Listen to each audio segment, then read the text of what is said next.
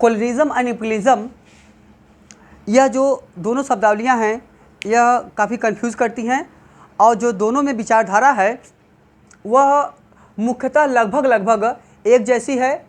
दोनों के उद्देश्य भी लगभग एक जैसे हैं, और इसीलिए अक्सर इनको एज ए सिनोनिम के रूप में प्रयोग भी किया जाता है। लेकिन इन दोनों में मूलभूत अंतर भी हैं, लेकिन वास्तव में अगर देखा जाए तो दोनों की जो उद्देश्य पूर्ति का माध्यम है वह लगभग एक जैसा ही है, लगभग एक जैसा है। इसी के कारण अक्सर फ्रिक्वेंटली दोनों वर्ड लगातार यूज किए जाते हैं। जैसे कि कहा जाता है 1857 की क्रांति, कोई कह रहा है 1857 की विद्रोह, वैसे कहता है, लोग कहते हैं भारत का वो औपनिवेशिक भारत, कोई कहता है साम्राज्यिक भारत। ठीक है, तो उपनिवेशवाद और साम्राज्यवाद में थोड़े बहुत माइनर डिफरेंसेस हैं, लेकिन वास्तव में दोनों का उद्देश्य एक जैसा है। इसीलिए अक्सर इन दोनों शब्दों को एक साथ या एक रूप में ही एज ए सिनोनिम प्रयोग किया जाता है। उपनिवेशवाद शब्द सबसे पहली बार कार्ल मार्क्स ने प्रयोग किया है। जहाँ तक परिभाषा का संदर्भ है, कहा जाता है उपनिवेशवाद का मूल तात्पर्य होता है, इसके बारे में कहा जाता है कि जब कोई देश किसी महानगरीय पूंजीवादी देश के, समझिएगा, जब कोई देश किसी महानगरीय पूंजीवादी देश के आर्थिक, राजनीतिक एवं सांस्कृतिक नियंत्रण में आ जाता है तो वह देश विजेता देश का उपनिवेश कहलाता है। फिर समझिएगा, ये काफ़ी कंसेप्चुअल थिंग है। अगर एक बार आप इस पर कंसेप्ट क्लियर हो जाएगा तो आपके लिए बहुत अच्छा रहेगा आगे से। समझिएगा, कहा जाता है कि जब कोई देश, जैसे समझ लीजिए भारत, जब कोई देश किसी महानगरीय पूंजीवादी देश के, तो ब्रिटिश क्या था, ब्रिटेन महानगरीय पूंजीवादी देश था। जब कोई देश किसी महानगरीय पूंजीवादी देश के आर्थिक नियंत्रण में, आर्थिक, राजनीतिक एवं सांस्कृतिक नियंत्रण, ठीक है, तीन हो गए, आर्थिक, राजनीतिक एवं सांस्कृतिक नियंत्रण में आ जाता है तो पराजित देश विजेता देश का उपनिवेश कहलाता है। ठीक है, तो एक तो कंडीशन होनी चाहिए कि जो विजेता देश हो वो महानगरीय पूंजीवादी देश हो, मतलब पूंजीवाद की प्रक्रिया के फलस्वरूप यहाँ तक पहुँचे, पूंजीवाद की प्रक्रिया के फलस्वरूप यहाँ पे आए, और पहले क्या करे, पहले आर्थिक गतिविधियों पर अधिकार करे, फिर वहाँ के राजनीतिक गतिविधियों पर अधिकार करे, और फिर उसके बाद क्या हुए कि वहाँ का फिर पहुँच के आपका वहाँ पे अन्य जो सांस्कृतिक शोषण करे या संस्कृतियों पे अधिकार करे।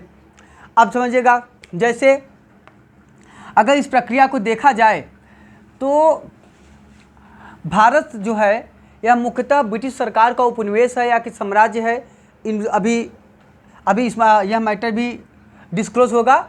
सबसे पहले देखते हैं, मैंने कहा कि कोई भी देश किसी देश के आता है तो सबसे पहले क्या करेगा, आर्थिक गतिविधियों पर अधिकार करेगा, फिर राजनीतिक अधिकार करेगा, याद रखिए क्रम यही है, एवं लास्ट में क्या करेगा, सांस्कृतिक तत्वों पर अधिकार करेगा। सांस्कृतिक तत्वों पे अधिकार करेगा। अब यहाँ समझिएगा,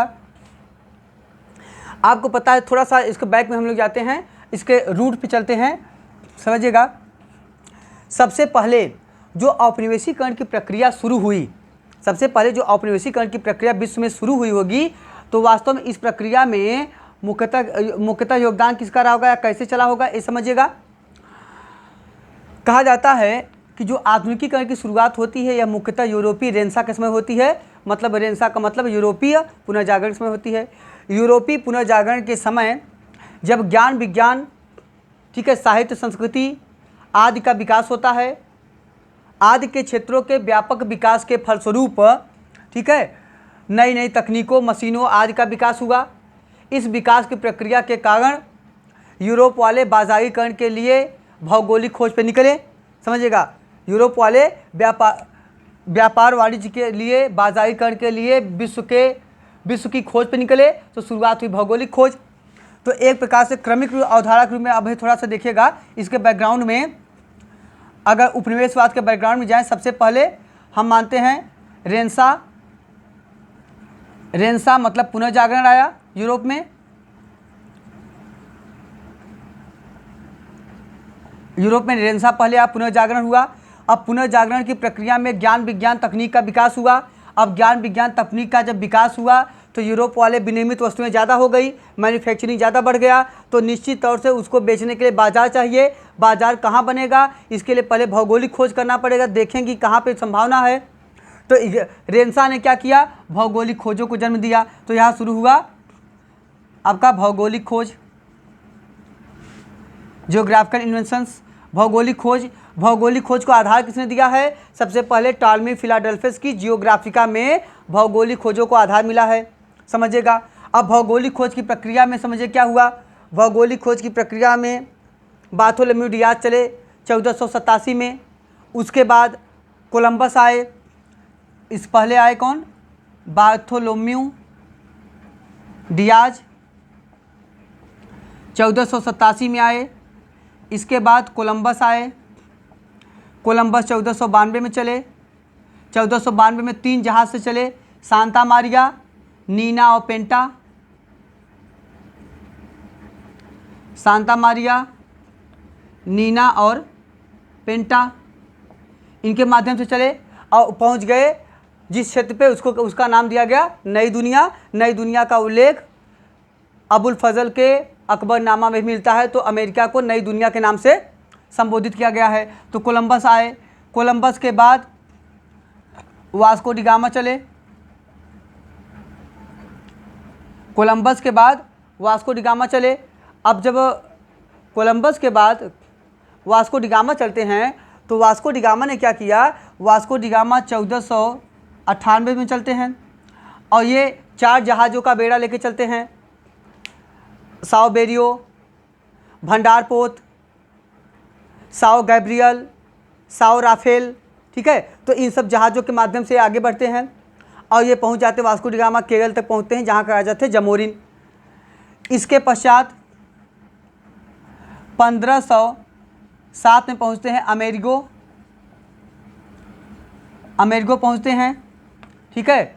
अमेरिगो ने जब अमेरिका की खोज किया जहां पहुंचे, ठीक है, तो पहले इसको नई दुनिया जानते थे, अब वहीं जगह पहुंचे जहां कोलंबस से पहले पहुंचा था। इसीलिए बाद में जब अमेरिका का नामकरण किया जाने लगा तो अमेरिका के नामकरण 1507 में अमेरिगो पहुंचे थे। जब इसका नाम किया जाने लगा तो 3 नाम ले लिया गया अमेरिगो से, अमेरी, 3 नाम अमेरिगो का है, अमेरी, और अंतिम नाम ले लिया गया कोलंबस का, तो चारों नाम मिला के हो गया अमेरिका, ठीक। तो अमेरिका, कोलंबस और अमेरिगो के नामों को संयुक्त करके बनाया गया। अब ऐसी प्रक्रिया में जो भौगोलिक खोज चली, ठीक है, इस भौगोलिक खोज की प्रक्रिया ने क्या किया, एशियाई देशों में, अफ्रीकी देशों में, अमेरिकी देशों में इनके लिए बाज़ारों की खोज करना शुरू कर दिया, यूरोपीय देशों के लिए। अब ऐसी प्रक्रिया में भौगोलिक खोज जब हुआ तो भौगोलिक खोज की जो प्रक्रिया चली, इस प्रक्रिया ने किसको जन्म दिया, भौगोलिक खोज जब बढ़ा तो भौगोलिक खोज में जब बढ़ेगा तो क्या होगा, तो ये लोग आर्थिक रूप से मजबूत होंगे। आर्थिक रूप से मजबूत जब होंगे तो कैसे मजबूत होंगे, जब इन्हें अधिक से अधिक मात्रा में विदेशी मुद्रा मिलेगी। विदेशी मुद्रा मिलेगी तो अपने देश की मुद्रा, जहाँ जो मुद्रा थी बुलियन, उसमें कन्वर्ट हो जाएगी। तो निश्चित तौर से यह आर्थिक रूप से देश कब मजबूत होगा, जब बाजारीकरण बढ़ेगी, अधिक से अधिक मुद्रा बढ़ेगा, अधिक से अधिक हमारे पास विदेशी धन आएगा, ठीक है। तो जो ऐसी प्रवृत्ति है यह कहलाती है बुलियनवाद। अधिक से अधिक धन संपदा पाने की इस पद्धति, धन कमाने का उन्माद, पैसा कमाने का उन्माद, जो यूरोप की मुद्रा थी बुलियन, तो यह कहलाया गया बुलियनवाद की प्रक्रिया। तो रेंसा ने भौगोलिक खोज को जन्म दिया, भौगोलिक खोज ने बुलियनवाद को जन्म दिया। बुलियनवाद अगर बढ़े, मतलब जब धन संपदा बढ़ेगा तब क्या होगा, तो ये लोग आर्थिक रूप से मजबूत होंगे। आर्थिक रूप से मजबूत होंगे तो इनका राष्ट्र या देश भी मजबूत होगा। तो इस पद्धति ने जन्म किसको दिया, आर्थिक राष्ट्रवाद को। इस पद्धति ने जन्म दिया आर्थिक राष्ट्रवाद को। आपके यहाँ टर्मिनोलॉजी ये चलती है, आर्थिक राष्ट्रवाद, बुलियन सब। आर्थिक राष्ट्रवाद, इकोनॉमिक नेशनलिटी, इसने शुरू किया इकोनॉमिक नेशनलिटी को। अब जब इकोनॉमिक नेशनलिटी बढ़ेगा तो देश मजबूत होगा, देश समृद्ध होगा। अब यह जितना ज़्यादा बढ़ेगा उतना ज़्यादा देश मजबूत और समृद्ध होकर निकलेगा। अब ये मजबूत और समृद्धि कैसे होगी, ज़्यादा से ज़्यादा बाजारीकरण किया जाए। बाजारीकरण कैसे होगा, ज़्यादा बाजारीकरण तब होगा अगर औद्योगिकरण किया जाए, ज़्यादा से ज़्यादा मशीनीकरण हो, ज़्यादा से ज़्यादा तकनीकों का विकास हो, मानव श्रम के स्थान पे मशीनों का प्रयोग ज़्यादा किया जाए, तब इससे क्या होगा, हमारे पास मैन्युफैक्चरिंग कमोडिटीज़ ज़्यादा होंगी, मैन्युफैक्चरिंग गुड्स ज़्यादा होंगे, तो निश्चित तौर से उनको बेचने से हमको धन भी अधिक मिलेगा। तो इस आर्थिक राष्ट्रवाद आया। आर्थिक राष्ट्रवाद ने क्या किया, आर्थिक राष्ट्रवाद ने वाणिज्यवाद पे जोर दिया। वाणिज्यवाद, मर्केंटलिज्म। अब इसमें क्या होगा, व्यापार ज़्यादा किया जाए, निर्यात ज़्यादा किया जाए, दूसरे देशों तक पहुँच के जहाँ पे हमने बाज़ार खोजा है उनके संसाधनों का दोहन किया जाए, वहाँ से कच्चा माल रॉ मटेरियल्स प्राप्त किया जाए, इसके माध्यम से हम लोग अपनी अर्थव्यवस्था को मजबूत करें। तो यह हो गया, मर्केंटलिज्म को जन्म दिया। अब यह पद्धति कैसे ज़्यादा बढ़ेगी, और ज़्यादा मशीनीकरण किया जाए और ज़्यादा तकनीक का विकास किया जाए, तो उसने जन्म दिया औद्योगिक क्रांति को। जब औद्योगिक क्रांति बढ़ा, ठीक है, इंडस्ट्रियलाइजेशन, अब मानव श्रम के स्थान पर मशीनों का प्रयोग बढ़ेगा, मशीनीकरण होगा, उद्योग का विकास होगा, कृषि वाली अर्थव्यवस्था या कृषि आधारित अर्थव्यवस्था अब उद्योग आधारित अर्थव्यवस्था में परिवर्तित हो जाएगी, तो औद्योगिक क्रांति होगा। औद्योगिक क्रांति शब्द का प्रयोग ऐतिहासिक अर्थ में अर्नाल्ड टॉयनबी ने पहली बार किया है। उनकी किताब ग्रंथ का नाम है letters on industrial revolution in England, letters on industrial revolution in England, उसमें उन्होंने किया है। जबकि औद्योगिकरण शब्द का पहली बार प्रयोग 1837 में ब्लेकिट महोदय ने किया है, ब्लेकिट महोदय ने, ठीक है। तो औद्योगिक क्रांति आया। अब देखिए, उद्योग आज ये बढ़ा, यह आगे बढ़ता है। ऐसी पद्धति में क्या हुआ कि यूरोप वाले पहले आए, वाणिज्यवाद से पैसा कमाए, उद्योगों से पैसा कमाए, उद्योग और वाणिज्यवाद जब बढ़ता गया तो ऐसी पद्धति में क्या हुआ, इन लोगों ने यहाँ पे कोठी उठी स्थापित कर लिया। जब कोठी स्थापित कर लिया तो यहाँ पे ब्लू वाटर पॉलिसी शुरू किया, यहाँ पे आर्म कार्टेजा पद्धति शुरू किया, यहाँ पे दस्तक प्रथा का दुरुपयोग शुरू किया, ददनी प्रथा के माध्यम से धन कमाना शुरू किया, नील की खेती के माध्यम से धन कमाना शुरू किया। तो अलग अलग पद्धतियों के माध्यम से यहाँ पे धन कमाना शुरू किया और धीरे धीरे अर्थव्यवस्था पे अधिकार कर लिया, समझिएगा। तो इस चरण ने किसको जन्म दिया, औद्योगिक क्रांति के फलस्वरूप इन लोगों ने धीरे धीरे सिस्टम पे अधिकार करना शुरू कर दिया और इसने जन्म दिया किसको, इस देखिए, अधिक से अधिक धन कमाए तो क्या हुआ, अधिक से अधिक पैसा बढ़ा। जब पैसा अधिक बढ़ा तो क्या हुआ, इसने किसको जन्म दिया, पूंजीवाद को, पूंजीवाद या कैपिटलिज्म। तो अधिक धन बढ़ा, पैसा बढ़ा तो पूंजी बढ़ा। अब पूंजी का निवेश करके भारतीय मामलों पे लगातार अधिकार करना शुरू कर दिया। अब पूंजी का प्रयोग किया, जैसे अर्थव्यवस्था, भारत की अर्थव्यवस्था पे अधिकार करने के लिए इस पूंजी का पूरा निवेश किया। कभी रेलवे में पैसा लगाया, कभी चाय में पैसा लगाया, कभी रबर में पैसा लगाया, कभी अफीम में पैसा लगाया, कभी नील की खेती में पैसा लगाया, ठीक है, रेलवे ट्रैक्स बिछाने में पैसा लगाया। तो हर मामलों में पैसा निवेश कर करके क्या किया गया, पूरी तरह से औद्योगिकरण भारत का करके सत्ता पे पूरी तरह से अधिकार करने के लिए अग्रसर हो गए और भारतीय मामलों में लगातार हस्तक्षेप करके शक्ति के बल पे बाजार पर अधिकार किए, अर्थव्यवस्था पर अधिकार किए और उस अधिकार के बाद धीरे धीरे भारतीय राजनीतिक मामलों में भी हस्तक्षेप करना शुरू कर दिया। इसीलिए लेनिन कहता है कि साम्राज्यवाद जो है पूंजीवाद की उच्चतम अवस्था है। मतलब पूंजीवादी पद्धति बढ़ेगा तो साम्राज्यवाद को जन्म देगा, पूंजीवादी पद्धति बढ़ेगा, imperialism the highest stage of capitalism. जैसे जैसे पैसा और पावर बढ़ेगा निश्चित तौर से साम्राज्य की ओर वह अग्रसर होगा, तो इम्पीरियलिज्म को वह जन्म देगा। अब ऐसी कंडीशन में, ठीक है, ऐसी, इसीलिए देखिए, याद कीजिए, अभी मैंने कमेंट दिया था लाला लाजपत राय का, वो कहते हैं कि सैन्यवाद जो है, ये ठीक है, सैन्यवाद और साम्राज्यवाद पूंजीवाद के जुड़वे बच्चे हैं। सैन्यवाद और साम्राज्यवाद पूंजीवाद के जुड़वे बच्चे हैं। तो पहली प्रक्रिया में जब पूंजी बढ़ेगा तो सैन्यवाद भी बढ़ेगा, पूंजी बढ़ेगा तो एकाधिकार भी बढ़ेगा, मोनोपोली होगा हर क्षेत्रों में, तो धीरे धीरे साम्राज्य की ओर भी अग्रसर होगा। तो अब क्या हुआ कि इसने किसको जन्म देगा, या साम्राज्य को जन्म देगा। और साम्राज्य और उपनिवेश लगभग सेम है, तो मतलब पूंजीवाद के बाद जो अगली प्रक्रिया आएगी वह क्या कहलाएगी, वह कहलाएगी आपका साम्राज्यवाद। और उपनिवेशवाद चूँकि सेम होता है इसीलिए दोनों लेते हैं हम लोग। तो अब लेते हैं उपनिवेशवाद, कोलोनिज्म, उपनिवेशवाद। और उपनिवेशवाद की अगली प्रक्रिया क्या होगी, साम्राज्यवाद।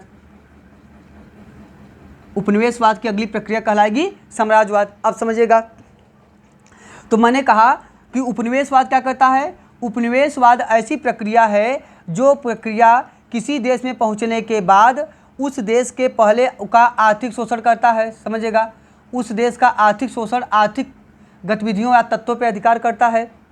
तो ब्रिटिश सरकार जब आई या यूरोपीय कंपनियां आई तो सबसे पहले समझिएगा, सबसे पहले बाज़ारों के माध्यम से, निर्यात के माध्यम से, सस्ते श्रम के माध्यम से, कच्चे रॉ मटेरियल्स के माध्यम से, उद्योगों के माध्यम से, आदि रेलवे आदि और चाय बागान आदि के विकास के माध्यम से, नील की खेती के माध्यम से पहले अर्थव्यवस्था पे पूरी तरह से अधिकार कर लिया। चाहे आर्म कार्टेजा हो, चाहे आपका ब्लू वाटर पॉलिसी हो, पूरा अधिकार कर लिया। अब इस तो पहले आर्थिक शोषण किया, ठीक है। आर्थिक शोषण में क्या किया, बड़े बड़े अपने गोदाम बनाए, बड़े बड़े अपने कोठियाँ बनाई, जैसे Fort Geldria, Fort Saint George David, Fort Orleans, Fort Gustavus, Fort William आदि की स्थापना हुआ। अब धीरे, ठीक है, तो पहले आर्थिक रूप से भारत का शोषण करना शुरू किया, चाहे आपका डायरकी सिस्टम हो, कोई भी ले लीजिए, तो लगातार शोषण किया। अब इस शोषण की प्रक्रिया ने क्या किया, अब आगे चल के राजनीति पे अधिकार करना शुरू किया, राजनीतिक तत्वों पे अधिकार किया। कैसे, जब पैसा पावर बढ़ा, अब अगला क्रम में क्या किया, अगले क्रम में भारतीय राजाओं के व्यक्तिगत मामलों में हस्तक्षेप करके, कभी उनको सैनिक सहायता देकर, कभी अन्य सहायता देकर, पैसा देकर आदि के माध्यम से लगातार राजनीति में हस्तक्षेप करना शुरू कर दिया, जिसे कहते हैं सब्सिडरी अलायंस पॉलिसी, सहायक संघ की नीति। अब सहायक संघ की नीति के अंतर्गत क्या किया, इसमें यह नीति जो है सबसे ज़्यादा, यद्यपि इसका प्रयोग बेलेजली ने किया है, इसीलिए इसे हम बेलेजली की सहायक संधि के नाम से जानते हैं। लेकिन बेलेजली से पहले मुख्यतः सबसे पहले डुप्ले ने सहायक संधि की शुरुआत की थी। इसीलिए हम सहायक संधि को का आविष्कारकर्ता, प्रतिपादक या पायनियर पर्सन डुप्ले को मानते हैं, जबकि इसके मुख्य उपयोगकर्ता को हम बेलेजली के रूप में जानते हैं। तो अब सुनिए, अब मतलब हो गया डॉक्ट्रिन ऑफ जो राजनीतिक अधिकार है वह शुरू हो रहा है सहायक संधि की नीति से। उसके बाद बफर स्टेट पॉलिसी के रूप में, फिर आपका सुरक्षा घेरे की नीति जिसे कहते हैं रिंग फेंस पॉलिसी के रूप में आगे बढ़ा। फिर आता है आपका डॉक्ट्रिन ऑफ लैप्स, जिसे हम कहते हैं व्यक्तिगत नीति के तहत आगे बढ़ता है। अब शासन प्रशासन पर लगातार अधिकार करना शुरू कर दिया, बहुत सारे इसमें युद्ध किया, चाहे आंग्ल मराठा युद्ध हो, चाहे आंग्ल मैसूर युद्ध हो, चाहे आपका आंग्ल सिख युद्ध हो, चाहे आपका फॉरवर्ड पॉलिसी हो अफ़गानिस्तान के साथ, चाहे आपका मास्टरली इनएक्टिविटी पॉलिसी हो मैसूर आदि के साथ, ठीक है, कुशल अकमरता की नीति या मैसूर के साथ हस्तक्षेप की नीति हो। तो बहुत सारी नीतियों के माध्यम से, ठीक है, और डॉक्ट्रिन ऑफ लैप्स आदि के माध्यम से लगातार राजनीतिक मामलों, राजनीतिक क्षेत्रों पे लगातार अधिकार कर लिया, ठीक है, लगातार अधिकार कर लिया। तो पहले अधिकार किया अर्थव्यवस्था पे, फिर किया राजनीति पे, ठीक है, फिर किया राजनीति पे। अब राजनीतिक अधिकार करने के बाद पूरा सत्ता उनका हो गया। जब पूरा सत्ता इनका हो गया तो अगले क्रम में किसका आता है, अगले क्रम में अधिकार होता है सांस्कृतिक तत्वों पे अधिकार। अगले क्रम में सांस्कृतिक तत्वों पर अधिकार होता है। अब संस्कृति सभ्यता से जुड़े शब्द, भाषा, साहित्य, संस्कृति, रहन सहन की पद्धति, बोलचाल की पद्धति, भारत का धर्म दर्शन आदि, ये सांस्कृतिक पक्ष है। अब ब्रिटिश सरकार ने सब अधिकार करने के बाद क्या किया, यहाँ का शासन प्रशासन और यहाँ के शासन प्रशासन को पूरी तरह से सेफ गार्डिंग करने के लिए, सुदृढ़ता प्रदान करने के लिए, ब्रिटिश औपनिवेशिक अर्थव्यवस्था को मजबूत करने के लिए, ब्रिटिश सत्ता को एवरलास्टिंग करने के लिए, ब्रिटिश सत्ता को पूरी तरह से जड़ भारत में मजबूत करने के लिए अब क्या किया, भारत की संस्कृति साहित्य का अध्ययन करना शुरू किया और इसे अपने आधार पर मैनिपुलेट करना शुरू कर दिया, ठीक है। तो यहाँ इसी क्रम में शुरुआत होती है ओरिएंटलिज्म और ओसिडेंटलिज्म की, मतलब होते हैं प्राच्यवादी इतिहासकार और दूसरे आते हैं पाश्चात्यवादी इतिहासकार, जिसमें आपका मैक्स मूलर से ले लीजिए, मैक्स मूलर ले लीजिए, विंसेंट स्मिथ को ले लीजिए, जेम्स मिल को ले लीजिए, ठीक है। तो इस तरह से बहुत सारे इतिहासकार, विलियम जोन्स आज जो हुए, अब इसके माध्यम से भारतीय ऐतिहासिक तत्वों के साथ साथ भारतीय सांस्कृतिक तत्वों के साथ लगातार मैनिपुलेशन किया गया। जेम्स मिल ने भारत का इतिहास जो है उन्होंने हिस्ट्री ऑफ ब्रिटिश इंडिया में लिख दिया। रैप्सन ने Cambridge history of British India में लिख दिया। दो किताबों में अंतर है। जेम्स मिल की किताब है हिस्ट्री ऑफ ब्रिटिश इंडिया और रैप्सन की किताब है Cambridge history of British India. अब जो जेम्स मिल ने पहली जो किताब लिखी अपनी, इस ग्रंथ में भारत के इतिहास का विभाजन सांप्रदायिक आधार पर 3 भागों में कर दिया। प्राचीन काल को हिंदू काल कह दिया, मध्यकाल को मुस्लिम काल कह दिया और हिंदू बनाम मुस्लिम करके लड़ा दिया। ठीक है, यहीं से डिवाइड एंड रूल की संकल्पना शुरू हो गई। और आधुनिक काल, आधुनिकता जो से प्रगतिशील समाज के रूप में जाना जाता है, इसका पूरा का पूरा श्रेय क्या किया गया, ब्रिटिश सरकार ने ले लिया और आधुनिक काल को कह दिया ब्रिटिश काल। मतलब आधुनिक समाज की स्थापना का श्रेय किसको है, ब्रिटिश काल को है, ब्रिटिश सरकार को है। मध्यकालीन जो कुरीतियाँ हैं उसका श्रेय किसको है, वह मुस्लिम काल को है। और जो भारतीय धर्म दर्शन के विकास की या पराकाष्ठा का काल है, जिसे प्राचीन काल या हिंदू काल के नाम पे में उन्होंने घोषित कर दिया और हिंदू बनाम मुस्लिम करके 2 पक्षों को लड़ा दिया। ठीक है, तो ये आपका हुआ मैनिपुलेशन विद हिस्ट्री। तो एक प्रकार से इसको समझिएगा एक सॉफ्ट टारगेट के रूप में मैनिपुलेशन विद हिस्ट्री किया गया और लगातार भारतीय तत्वों के साथ छेड़छाड़ किया गया। और यहीं पे मैक्स मूलर ने कह दिया कि भारत में जो आर्य हैं, आर्य तो एक जाति है।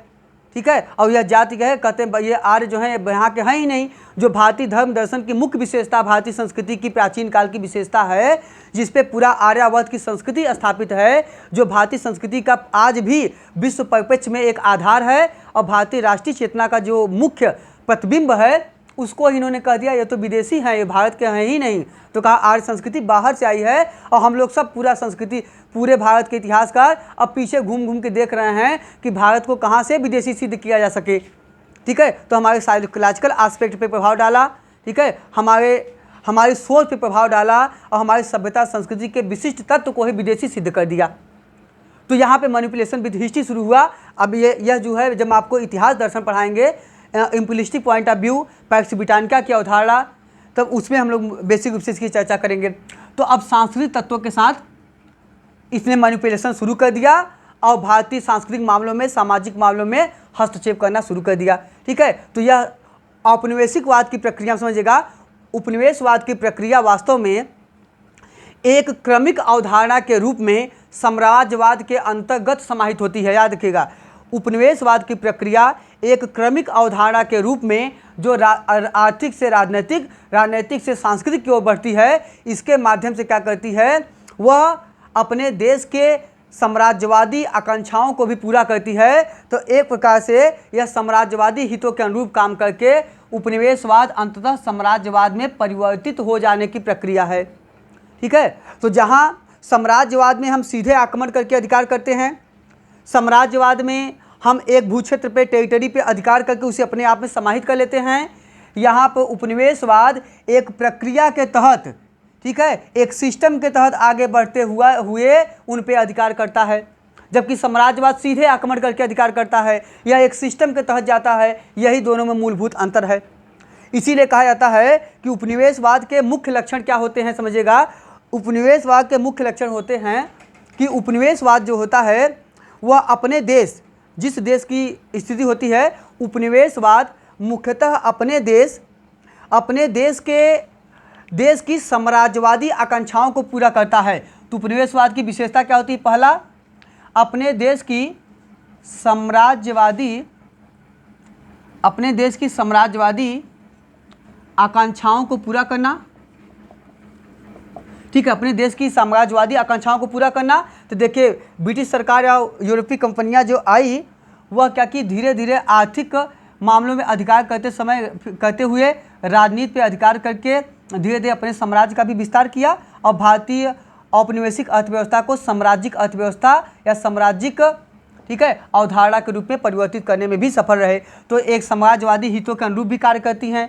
दूसरा, जिस देश में जाती हैं वहाँ के संसाधनों का दोहन करती हैं। तो औपनिवेशिक देश, जिस देश में उपनिवेश स्थापित होता है, औपनिवेशिक देश के संसाधनों पर अधिकार करती हैं। दूसरा इनका गुण होता है। और तीसरा गुण होता है कि वहाँ के सांस्कृतिक तत्वों पर भी, वहाँ के सांस्कृतिक तत्वों को अपने साम्राज्यवादी हितों के अनुरूप अपने साम्राज्यवादी हितों के अनुरूप परिवर्तित करती हैं, अपने साम्राज्यवादी हितों के अनुरूप परिवर्तन करती हैं। इस प्रक्रिया के तहत क्या होता है, उपनिवेशवाद जो होता है मुख्यतः साम्राज्यवाद तक अधिकार करता है और उपनिवेशवाद की प्रक्रिया साम्राज्यवाद पे धीरे धीरे साम्राज्यवाद के रूप में परिवर्तित होकर साम्राज्यवादी आकांक्षाओं को भी पूरा करता है। ठीक है, ये आपका उपनिवेशवाद हो गया जो विभिन्न बहानों से साम्राज्यवाद तक पहुंच रहा है। अब आइए साम्राज्यवाद क्या होता है। साम्राज्यवाद मुख्यतः प्रभुत्व स्थापना या प्रभुत्व संप्रभुता के विकास की एक अवधारणा होती है। यह अवधारणा मुख्यतः किसी दूसरे क्षेत्र, किसी दूसरे देश के क्षेत्र पे अधिकार या उसके भूखंडों पे अधिकार की प्रवृत्ति से समाहित होती है। इसमें मुख्यतः साम्राज्यवाद के अंतर्गत एक क्षेत्र या एक देश दूसरे क्षेत्र या दूसरे देश पे अधिकार कर लेता है, सीधे इसमें आक्रमण करके उस पर अधिकार कर लेता है। ठीक है, तो यह साम्राज्यवाद कहलाता है। तो साम्राज्यवाद एक प्रकार से प्रभुत्व स्थापना या प्रभुत्व विस्तार का एक अवधारणा है और यह साम्राज्यवाद की अवधारणा उतना ही अतीत है या उतना ही पुराना है जितना कि विश्व इतिहास है। जितना कि विश्व इतिहास है पुराना, उतना ही साम्राज्यवाद की अवधारणा भी पुरानी है। तो साम्राज्यवाद की अवधारणा यदि मान लिया जाए, अगर मार्क्सवादी परिवेश में देखा जाए तो जो आदिम साम्यवाद की अवस्था है, प्रिमिटिव कम्युनिज्म का दौर है, उसको छोड़ दें और या तो राजनीतिक अवधारणा में रूसो के नेचुरल स्टेज प्राकृतिक अवस्था को छोड़ दें तो उसके बाद की अवस्था जो है साम्राज्यवाद के शुरुआत की अवस्था मानी जा सकती है। तो साम्राज्यवाद की अवस्था के विकास के कारण ही राज्य का उद्भव संभव हो पाया और राज्य का धीरे धीरे विकास संभव हो पाया। तो कुल मिला के साम्राज्यवाद एक प्रकार से प्रभुत्व स्थापना या प्रभुत्व की वह भावना है जिसके अंतर्गत दूसरे क्षेत्रों या दूसरे राज्यों पर अधिकार की इच्छा होती है। यह प्रवृत्ति जो है साम्राज्यवाद उपनिवेशवाद से इस अर्थ में विपरीत है कि इसमें सीधे आक्रमण करके या सीधे अधिकार किया जाता है। इसका मुख्य उद्देश्य साम्राज्य पे अधिकार करना, क्षेत्र पे अधिकार करना या भूखंडों पे या टेरिटरी पे अधिकार करना होता है, जबकि उपनिवेशवाद की प्रक्रिया में पहले व्यापार वाणिज्य पे अधिकार करना, अर्थव्यवस्था पे अधिकार करना, आर्थिक तत्वों पे अधिकार करने के बाद साम्राज्यवाद तक पहुंचने की प्रक्रिया होती है। आगे समझिए, साम्राज्यवाद को अपनी विशेषताओं के आधार पे कुल मिला के 3 भागों में बांटा जाता है। तो साम्राज्यवाद के 3 चरण माने जा सकते हैं या 3 स्वरूप हैं। साम्राज्यवाद के 3 चरण मान सकते हैं या 3 प्रकार मान सकते हैं। पहला साम्राज्यवाद क्या है? प्राचीन साम्राज्यवाद।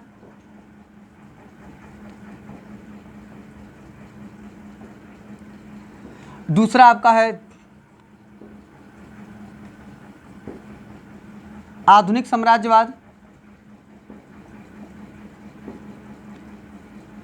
और तीसरा आपका है नव साम्राज्यवाद।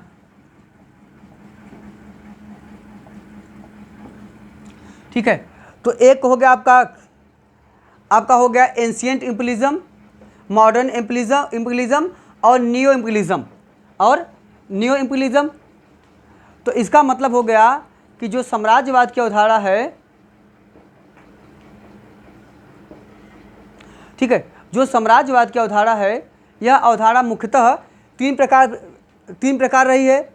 पहली अवस्था का मतलब यह है कि जो प्राचीन अवस्था है, इस अवस्था का तात्पर्य होता है कि जब राष्ट्र राज्य की अवधारणा का विकास नहीं हुआ था, समझिएगा, जब राष्ट्र राज्य की अवधारणा का विकास नहीं हुआ था उसके पूर्व, तो यह है राष्ट्र राज्य, इसे राष्ट्र राज्य के पूर्व की अवस्था। यह क्या है? राष्ट्र राज्य का मतलब होता है नेशन स्टेट। जब राष्ट्र राज्य की अवधारणा का विकास नहीं हुआ था, इसके पहले अगर कोई क्षेत्र, अगर कोई देश किसी दूसरे क्षेत्र या देश पे आक्रमण करके अधिकार करता था तो उसे कहते हैं प्राचीन साम्राज्यवाद। जैसे सिकंदर महान का साम्राज्यवाद, जैसे चंद्रगुप्त मौर्य का साम्राज्यवाद, ठीक है। तो ये प्राचीन साम्राज्यवाद के मुख्य प्रकार माने जा सकते हैं। या जो आपका मध्यकालीन इतिहास देख रहे हैं, ये सब क्या है, ये सब प्राचीन साम्राज्यवाद के ही प्रकार हैं। चाहे अकबर का हो, चाहे चंगेज खां का विस्तार हो, ये सब क्या है, ये सब मुख्यतः प्राचीन साम्राज्यवाद के ही प्रकार हैं। अब आइए दूसरा, तो दूसरा साम्राज्यवाद क्या है? दूसरा साम्राज्यवाद है कि अब थोड़ा सा एक चीज़ समझ लीजिएगा, राष्ट्र राज्य क्या है, आपके सिलेबस में है नेशन स्टेट। देखिए राज्य सब होते हैं, राज्य का मतलब होता है कोई भी ऐसी शासन पद्धति जिसमें एक निश्चित जनसंख्या हो, एक निश्चित भूखंड हो, और अबव ऑल सबसे मेन है कि उसके पास एक सॉवरेंटी हो, संप्रभुता हो, तो वह राज्य कहलाता है। अब राष्ट्र क्या होता है? राष्ट्र की अवधारणा का संदर्भ यहाँ पे है कि जब कोई राज्य किसी दूसरे राज्य के सापेक्ष, या जब कोई देश किसी दूसरे देश के सापेक्ष मतलब सामने अपने सांस्कृतिक तत्वों के आधार पे अपनी अलग पहचान स्थापित करती है, तो उसे राष्ट्र या नेशन कहते हैं। और ऐसी पद्धति को कहते हैं राष्ट्र राज्य। कैसे? जैसे मान लीजिए भारत एक राज्य है, तो भारत की मुख्य विशेषता, सांस्कृतिक विशेषता क्या है? धर्म प्रधानता, धर्म और दर्शन प्रधानता या आध्यात्मिकता। यूनानी संस्कृति विशेषता है रस प्रधान संस्कृति या रोमानियत। आपका पश्चिमी यूरोपीय संस्कृति विशेषता है आपका वैज्ञानिकता एवं तकनीक प्रधानता। तो ये क्या है? यह इनके संस्कृति का मुख्य गुण है। मतलब अगर देश में हम विश्व में कहें कि वह देश जो धर्म प्रधान और दर्शन प्रधान हो या आध्यात्मिक देश हो, तो आप कहेंगे भारत। मतलब भारत अन्य राज्यों या देश के सामने अपनी अलग पहचान इसलिए बनाया हुआ है कि उसके सांस्कृतिक तत्व जो धार्मिकता है या दार्शनिक प्रवृत्ति है या आध्यात्मिकता है, स्पिरिचुअलिटी का गुण है, यह गुण विश्व के सापेक्ष उसकी अलग पहचान स्थापित करता है। इसे कहते हैं राष्ट्र राज्य। ठीक है। तो सभी राज्य जो होते हैं वह राष्ट्र नहीं होते हैं, लेकिन सभी राष्ट्र राज्य होते हैं। याद रखिएगा, राष्ट्र राज्य से संदर्भित महत्वपूर्ण दो विचारधारा का विकास हुआ है जो इस पर बात करती हैं। एक विचारधारा है, पहली विचारधारा है फ्रेडरिक लिस्ट का। फ्रेडरिक लिस्ट की जो विचारधारा है इसका नाम है राष्ट्रीयता का दहलीज सिद्धांत। राष्ट्रीयता का दहलीज सिद्धांत, threshold theory of nationalism. Threshold theory of nationalism, Friedrich List ने एक नियम बनाया कि अगर कोई भी देश या कोई भी राज्य अगर कुछ मूलभूत बातों को पूरा करे, तत्वों को मानता हो या मूलभूत आवश्यकताओं की पूर्ति करता हो, तत्वों की पूर्ति करता हो, तो वह राष्ट्र कहलाएगा। तो मतलब जैसे दहलीज होता है, घर की ड्योढ़ी या दहलीज होता है, तो जब तक कोई राज्य या व्यक्ति इस ड्योढ़ी को नहीं पार करेगा तब तक वह उस पद्धति में नहीं समाहित हो सकता। तो कहा गया कि राष्ट्रीय जो तत्व निर्धारित किए गए हैं, जब तक इन तत्वों को कोई पूरा नहीं करेगा तब तक कोई भी राज्य राष्ट्र नहीं कहलाएगा। तो इस आधार पे राष्ट्रों की संख्या कम थी। लेकिन सेकेंड वर्ल्ड वार के बाद जब मिल और मेजनी ने एक नया सिद्धांत दिया राष्ट्र के संदर्भ में, जिसे कहते हैं राष्ट्रीयता का आत्मनिर्धारण सिद्धांत, जिसे कहते हैं राष्ट्रीयता का आत्म निर्धारण सिद्धांत। इसका मतलब है self determination theory of nationalism, self determination theory of nationality. जो राष्ट्रीयता का आत्मनिर्धारण सिद्धांत है, मतलब यह कहा गया कि प्रत्येक देश को या प्रत्येक राज्य को यह अधिकार होगा कि वो अपने राष्ट्रीय तत्वों, राष्ट्रीय चरित्र और राष्ट्रीय जो फीचर्स हैं, जो उसके नेशनल फीचर्स हैं, राष्ट्रीय चरित्र या राष्ट्रीय गुण हैं, राष्ट्रीय विशेषताएं हैं, उसको निर्धारित करने का स्वयं अधिकार होना चाहिए। इसीलिए कोई राज्य स्वयं निर्धारित करेगा वह राष्ट्र है कि नहीं और उसके राष्ट्रीय तत्व क्या हैं। इस आधार पे अनेक राज्यों ने अपने को राष्ट्र घोषित कर दिया और सेकेंड वर्ल्ड वार के बाद विश्व भर में राष्ट्रों की संख्या बहुत ज़्यादा बढ़ गई। इसे कहते हैं राष्ट्र राज्य की संकल्पना। अब आते हैं, अब समझिएगा कि तो पहला हो गया आपका राष्ट्र राज्य की अवधारणा से पूर्व। दूसरा आपका है आधुनिक साम्राज्यवाद। आधुनिक साम्राज्यवाद क्या होता है? जब इसका मतलब होता है कि जब वाणिज्यवाद और पूंजीवाद, जब वाणिज्यवाद और पूंजीवाद से संप्रेरित होकर, से इंस्पायर्ड होकर, ठीक है, अगर किसी दूसरे क्षेत्र पे अधिकार करने की प्रवृत्ति आए तो उसे हम कहते हैं आधुनिक साम्राज्यवाद। तो इसमें क्या है, इसका मुख्य आधार क्या है? इसका आधार है वाणिज्यवाद प्लस पूंजीवाद। मतलब पूंजी प्राप्त करने के लिए आइए और वाणिज्य, व्यापार वाणिज्य के लिए और बाजारीकरण के लिए जब आते हैं, आप किसी क्षेत्र पर अधिकार करते हैं तो आधुनिक साम्राज्यवाद का प्रतीक है। जैसे यूरोपीय कंपनियों का आगमन क्या है, यह सब आधुनिक साम्राज्यवाद का प्रकार है। तीसरा आ जाइए, ठीक है, तो आधुनिक साम्राज्य का तीसरा क्या है? Neo imperialism. नियो इम्पीरियलिज्म क्या है? नियो इम्पीरियलिज्म का मतलब है नव साम्राज्यवाद। नव साम्राज्यवाद का तात्पर्य होता है कि इसका मतलब है कि जब अप्रत्यक्ष तरीकों से या विभिन्न बहानों से विश्व के अन्य देशों की संसाधनों तक अपनी पहुंच बनाने का प्रयास किया जाए। अप्रत्यक्ष तरीके से अथवा विभिन्न बहानों से जब विश्व के अन्य संसाधनों तक, विश्व के देशों के या अन्य देशों के संसाधनों तक अपनी पहुंच बनाने का प्रयास किया जाए तो ऐसी पद्धति को हम कहते हैं नव साम्राज्यवाद। तो यह मुख्यतः संसाधनों तक पहुंच बनाने की प्रक्रिया है, संसाधनों तक पहुंच बनाने की प्रक्रिया है।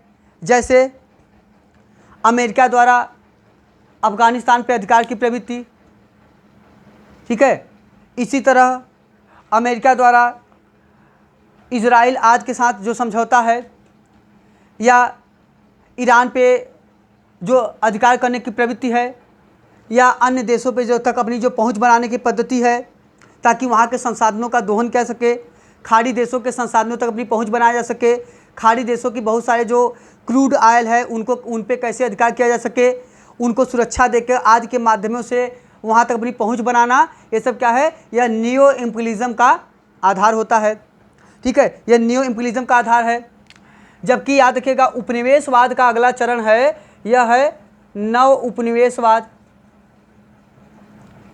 नव उपनिवेशवाद जिसे हम कहते हैं नियो कॉलोनिज्म। नव उपनिवेशवाद क्या है? नव उपनिवेशवाद का मतलब होता है जब विश्व की ऋण प्रदायी संस्थाएं, जब विश्व की ऋण प्रदायी संस्थाएं जो विश्व को ऋण प्रदान करती हों सुविधाओं के नाम पे, अन्य के नाम पे, तो जब विश्व की ऋण प्रदायी संस्थाएं ऋण देने के माध्यम से या इसके बदले में अन्य देशों की संसाधनों तक अपनी पहुंच बनाएं तो इसे हम कहते हैं नव उपनिवेशवाद। जैसे IMF हो गया, जैसे आपका वर्ल्ड बैंक हो गया, जैसे आपके विश्व के अन्य संस्थाएं हो गया, यूनेस्को हो गया या अन्य संस्थाएं हो गई। कभी आपको सब्सिडी के नाम पे पैसा दे रही है, कभी आपको सहायता के नाम पे पैसा दे रही है, कभी आपको रेलवे के विकास पे पैसा दे रही है, कभी आपको मेट्रो के विकास पे पैसा दे रही है, तो और कभी आपको सड़क परिवहन के लिए पैसा दे रही है। तो जिस इंफ्रास्ट्रक्चर पे ये लोग अपना पैसा इन्वेस्टमेंट कर रहे हैं आपके यहाँ, इसके माध्यम से आप संसाधनों पर अपनी पहुंच बनाएंगे और उसके माध्यम से बहुत सारा पेटेंट करा लेंगे। जैसे भारत की नीम का पेटेंट अमेरिका ने करा लिया था, ठीक है, जैसे यहाँ की हल्दी का पेटेंट कोई करा ले। तो जो भारत की महत्वपूर्ण चीज़ें हैं अगर इन पे धीरे धीरे अधिकार कर लिया जाए या इन पे पेटेंट के माध्यम से, अन्य कानूनों के माध्यम से इन पे कंट्रोल किया जाए, इनको किसानों को ज़्यादा सब्सिडी न देने दिया जाए या अन्य माध्यमों के से धीरे धीरे इनकी पहुंच, इनके संसाधनों तक अपनी पहुंच को बना लिया जाए और इनसे अधिक से अधिक लाभ कमा लिया जाए, ऐसी प्रवृत्ति को हम कहते हैं नियो कॉलोनिज्म, ठीक है। तो यह आपका साम्राज्यवाद की प्रक्रिया है। साम्राज्यवाद के संदर्भ में मैंने कहा कि लेनिन का कथन था कि पूंजीवाद की सर्वोच्चता ही साम्राज्यवाद है। उसका लेनिन के बुक का नाम है साम्राज्यवाद पूंजीवाद की उच्चतम दशा। और कांग्रेस के संदर्भ में रजनी पामदत्त ने लिखा है कि वे साम्राज्यवाद से लड़ते भी हैं और साम्राज्यवाद का सहयोग भी करते हैं। रजनी पामदत्त ने कांग्रेस के संदर्भ में कहा है कि वे साम्राज्यवाद से लड़ते भी हैं और साम्राज्यवाद का सहयोग भी करते हैं, समर्थन भी करते हैं। ठीक है, हाँ, तो जबकि ठीक है, ये कहा है। साथ ही साथ आइए, जबकि लाला लाजपत राय ने सैन्यवाद और साम्राज्यवाद, लाला लाजपत राय ने सैन्यवाद और साम्राज्यवाद को पूंजीवाद का जुड़वा पुत्र कहा है। सैन्यवाद और साम्राज्यवाद को पूंजीवाद का जुड़वा पुत्र कहा है। और साम्राज्यवाद के संदर्भ में एक महत्वपूर्ण उल्लेख है या महत्वपूर्ण एक स्टेटमेंट है, वह है आपका क्लीमेंट एटली का।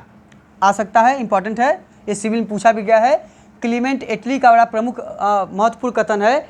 क्लीमेंट एटली कहता है कि साम्राज्यवाद डोडो पक्षी की तरह विलुप्त हो चुका है। क्लीमेंट एटली, ठीक है, क्लीमेंट एटली का कथन है कि साम्राज्यवाद डोडो पक्षी की तरह विलुप्त हो चुका है या दिवंगत हो चुका है। तो डोडो पक्षी क्या है समझिएगा, डोडो पक्षी, डोडो पक्षी मुख्यतः एक न उड़ सकने वाली पक्षी होती है, उड़न विहीन होती है, ठीक है, या फ्लाईलेस होती है, या उड़ नहीं सकती है। डोडो पक्षी मुख्यतः हिंद महासागर के, जो हिंद महासागर का क्षेत्र है, यहाँ पे मॉरिशस और जो मेडागास्कर का बेल्ट है, यहीं पे मुख्यतः बहुतायत रूप से पाए जाते थे। ये जिस वृक्ष पे रहते थे, ठीक है, वो वृक्ष मुख्यतः डोडो कहलाता था और उस वृक्ष पे रहने के कारण मुख्य इनका आवास था, इसी कारण इनका नाम हो गया डोडो पक्षी। लेकिन बाद में प्राकृतिक परिवर्तन के कारण, प्राकृतिक असंतुलन के कारण धीरे धीरे वो वृक्ष खत्म हो गए और उसके बाद धीरे धीरे ये जीव जंतु जो डोडो पक्षी हैं यह भी विलुप्त हो गए। इसीलिए वह कहता है क्लीमेंट एटली कि साम्राज्यवाद भी जो है अब डोडो पक्षी की तरह विलुप्त हो चुका है। तो यह आपका साम्राज्यवाद और उपनिवेशवाद के संदर्भ में महत्वपूर्ण विचारधारा रही है।